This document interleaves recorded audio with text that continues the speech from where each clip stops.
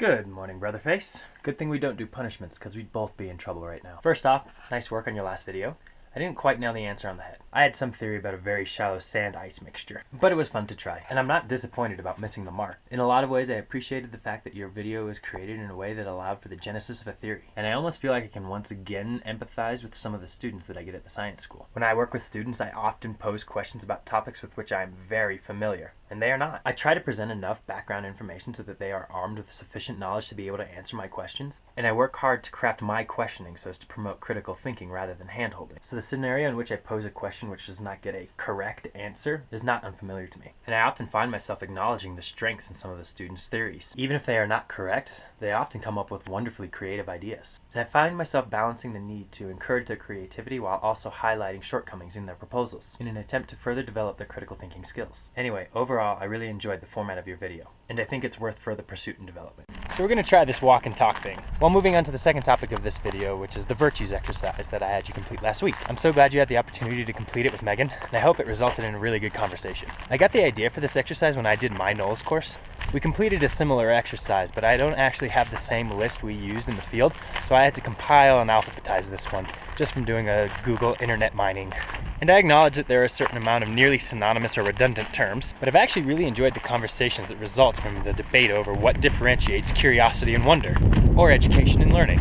Anyways, the extended version of this conversation will have to happen in person, perhaps even at the bottom of a canyon sometime soon. But here's my list. In the top 10, tolerant, deliberate, competence, health, freedom, making it to the big 5, harmony and thankful. And the final 3, adventure, curiosity, and fulfilled. I could talk way too long about all of them, but here's a few thoughts. Freedom, damn, how lucky are we? Tolerant, seems to me a lack of this is the root of a lot of problems. Health, damn, how fortunate are we? Harmony, I find its opposite stressful and wasteful. Thankful, damn, how fortunate are we? Deliberate, have you noticed the motif? Competence, it's okay not to be good at things, but take pride and develop the skill sets you identify as being important. Fulfilled, the word I elected to describe how I want to assess my life. Curiosity, awe that results in investigation and learning. I hope to maintain it and to inspire it. Adventure, life is a gift and our world is amazing. How else to experience both to their fullest? Also, an interesting note on adventure, it is the only trait that made the top 10 lists for you, me, Megan, and Aaron. Thanks so much for sending your lists. I was actually thinking it might be kind of fun if you and Megan did a similar sort of thing, where you just come up with a comment to describe why you picked each of them. Like I said, we can have a fuller discussion on this, but it's kind of fun to try to be deliberate and succinct and just say in one phrase or sentence why it is that that trait or virtue is important to you.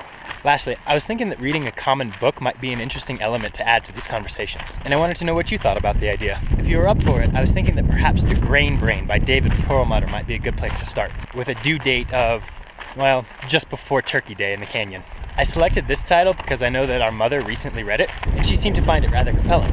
So I was thinking it would be nice if we were able to discuss it in greater depth when we all meet up for our Grand Canyon adventure, especially as it has influenced some of our dietary habits of late.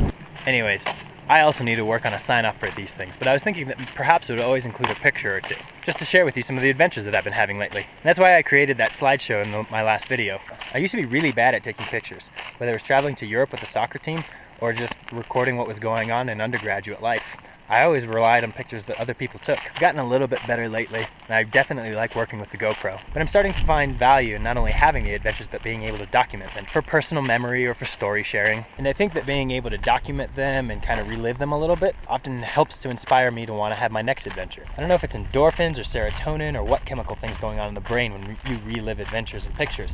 But whatever it is, I want to continue having adventures and sharing them with you. So for this week, check out pictures from the ride that Aaron and I took to the top of Vail Pass.